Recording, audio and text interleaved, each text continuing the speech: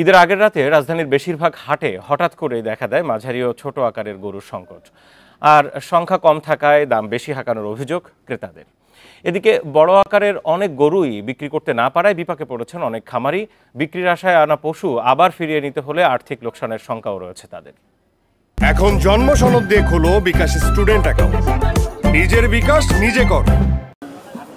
রাজধানীর তেজগাঁও হাটে ঈদের আগের রাতে পর্যাপ্ত গরু না থাকায় বিপাকে পড়েন অনেক ক্রেতা। অধিকাংশের চাহিদা মাঝারি আকারের গরু, এতে হতাশ বড় আকারের গরু হাটে আনা ব্যাপারীরা। যে টাকাতে কিনছি তার থেকে 70-80 হাজার টাকা কম কয়। এই যে ঘুরে নেওয়া, এর যে ব্যর্থতা, এই যে এই কেরান খরচ, এগুলো কে দেবো? আমি মিডিয়াম এই 1,10,000 এরকম গরু কি পাচ্ছেন? এরকম গরু পাওয়া যাচ্ছে না, এগুলো বিক্রি হয়ে গেছে। একই হাটে ময়মনসিংহ থেকে 35টি ছাগল নিয়ে এসেছিলেন মিজানুর রহমান।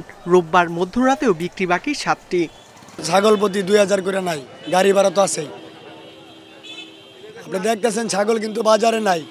আপনি কাস্টমার যাইতেছে মাংনা খাইতো, মাংনা খাইতো। সারাদিন পরিশ্রম করছি, 2 দিন ধরে পরিশ্রম করছি অগুমা। ঈদের আগের রাতে রাজধানীর মেরাদিয়া হাটও হয়ে পড়ে অনেকটাই ফাঁকা। এই সুযোগে বেশি দাম হাঁকার অভিযোগ ক্রেতার। অন্যদিকে খরচের তুলনায় ন্যায্য দাম না পাওয়ার দাবি বিক্রেতার। দাম কমে গেছে, যে দাম আগে ছিল সে দাম আর নাই। ছোট গরু 80,000 টাকা যাচ্ছে, ছোট ছোট গরুগুলো।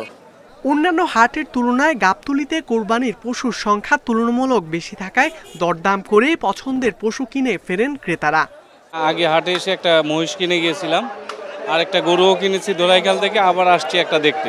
এই সারিতে যতগুলো গরু রয়েছে সেগুলোর প্রতিটির দামই প্রায় 15 থেকে 20 লাখ টাকা। এখন এই ব্যাপারে যে দাম হাঁকছেন ক্রেতারা, 2 দিন আগে এর থেকে আরও 2 থেকে 3 লাখ টাকা বেশি দাম বলেছিলেন, কিন্তু ব্যাপারীর আশা ছিল আরও বেশি দাম উঠতে পারে। 15টা গরু যদি নিয়ে যাই, বুঝছেন, 15 লাখ টাকাই লস হবে। আমার নিয়ে যেতে একটু কষ্ট হবে, ফালা দিয়ে তো দেবের পারবো না ভাইজান। প্রাণী সম্পদ অধিদপ্তরের হিসাবে এবারের কোরবানির পশু চাহিদার তুলনায় দেশের বাজারে 22 লাখ বেশি থাকায় আমদানির প্রয়োজন হয়নি।